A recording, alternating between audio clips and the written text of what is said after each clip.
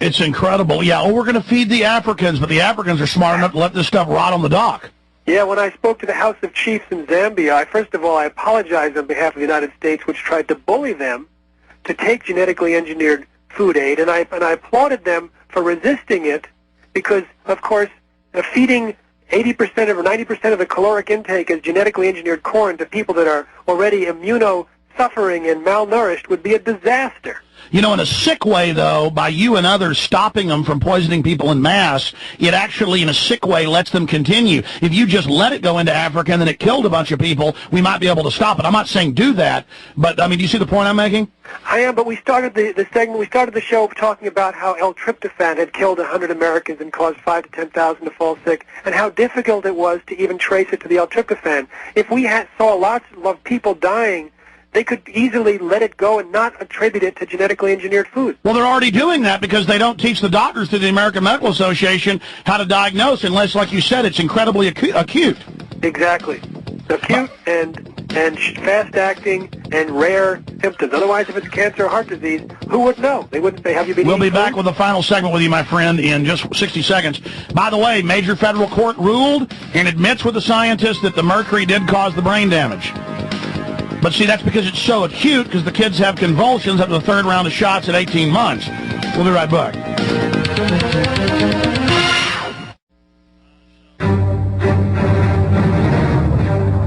Mainstream media, government cover-ups.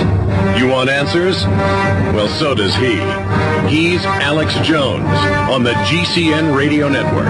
And now, live from Austin, Texas, Alex Jones.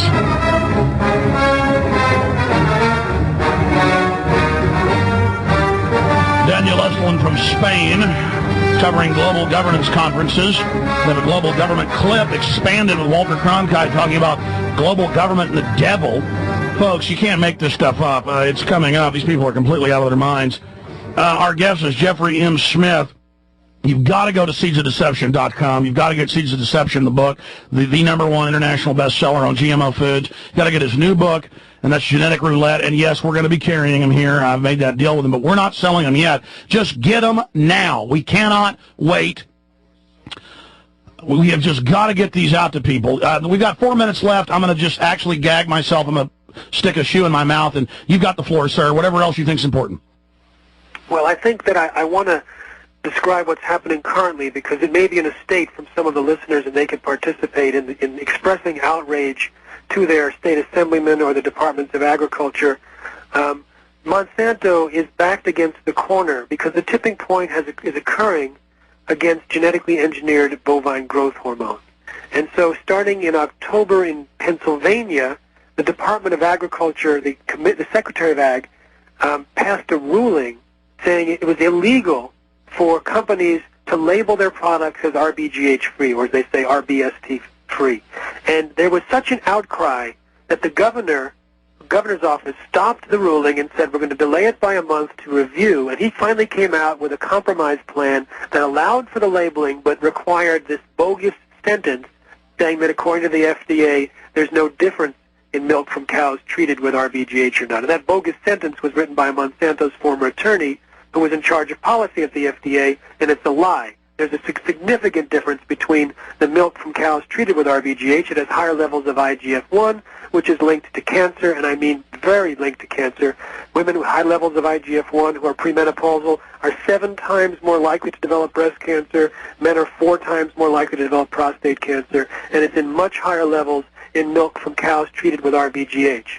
So, unfortunately, we have sort of won in Pennsylvania. We sort of won in Utah, but it's being fought now. I mean, in Ohio. But So who do we lobby? Who do we lobby? We're lobbying right now. Kansas, Missouri, and Utah are the main ones right now. Okay, in closing, because the listeners will get mad, I forgot this question. The Doomsday Vault that they've built 1,000 kilometers from the North Pole, filled with all of the seed stock that hasn't been contaminated. Well, certainly these type of vaults are all over the planet, and they're not often well kept up.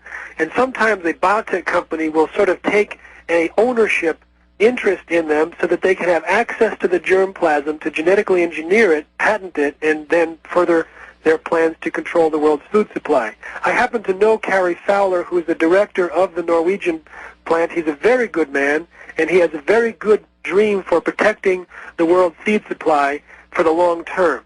Now, whether or not the corporate interests are involved in it and what their level of interest is and what their level of ability to manipulate that, it's hard to say. But this is something that's of fundamental importance to protect the biodiversity. When the Green Revolution was started in India, they had 250,000 varieties of rice. They knocked it down to a few hundred. And by the way, I've got to stop you again. I've got to stop you again because we're almost out of time here. You just brought up a whole other thing. The big GMO companies are buying up all the heirloom seeds so you can't get them. Oh, yeah. In fact, Monsanto is the largest seed company in the world. And so they're reducing the amount of non-GM seeds available in certain seed categories. So they're really in a situation to control the shots if they own the seed supply. Seedsofdeception.com. Seeds of Deception is the best-selling book. The brand new book is Genetic Roulette. We're going to have you back up for a 2-hour interview when you get back after the 16th from that conference. All I can say is, Jeffrey M. Smith, God bless you for what you're doing for all of humanity. People need to support you, and thank you for spending time with us. Thank you so much, Alex. An amazing individual. There he goes. We'll be back with Daniel Estelin from Spain, and then a lot more, ladies and gentlemen. We're living in very interesting times.